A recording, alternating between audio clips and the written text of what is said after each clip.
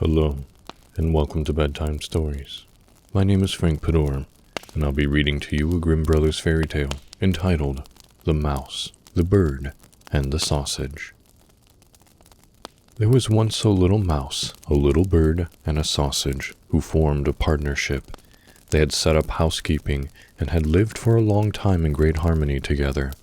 The duty of the little bird was to fly every day into the forest and bring home wood.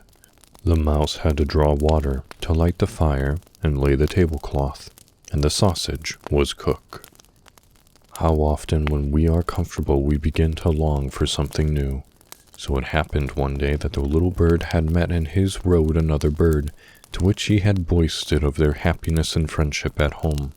The other bird replied scornfully, "What a poor little simpleton you are to work in the way you do, while the other two are enjoying themselves at home.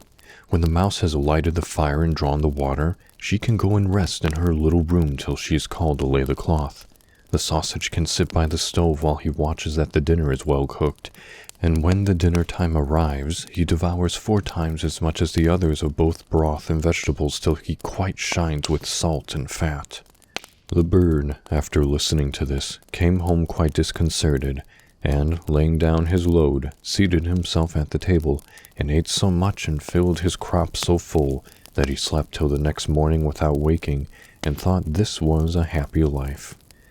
The next day, the little bird objected to go and fetch wood, saying that he had been their servant long enough, and that he had been a fool to work for them in this way. He intended at once to make a change, and seek his living in another way. After this, although the mouse and the sausage were both in a rage, the bird was master, and would have his own way. So he proposed that they should draw lots, and the lots fell so that the sausage was to fetch the wood, the mouse to be cook, and the bird to draw the water.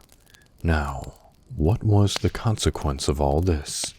The sausage went out to get wood, the bird lighted the fire, and the mouse put on the saucepan and sat down to watch it till the sausage returned home with the wood for the next day.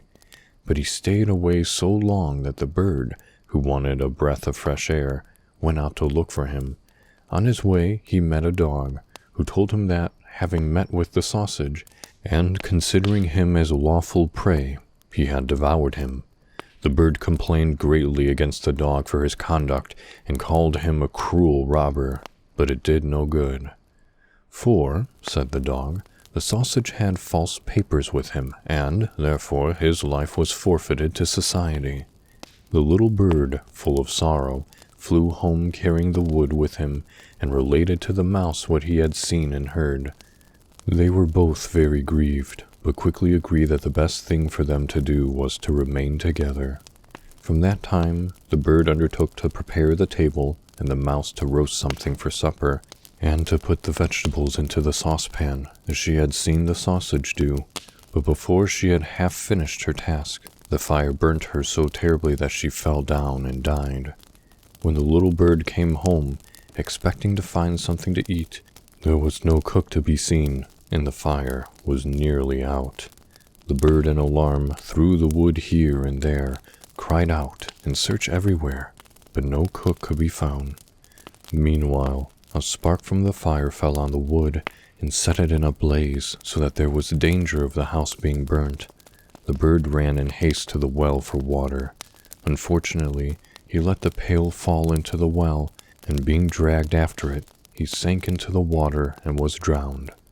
And all this happened because one little bird listened to another who was jealous of the happy little family at home, and from being discontented and changing their arrangements, they all met with their death. That was a Grimm Brothers fairy tale entitled The Mouse, the Bird, and the Sausage. Thank you for listening. Good night, and sweet dreams.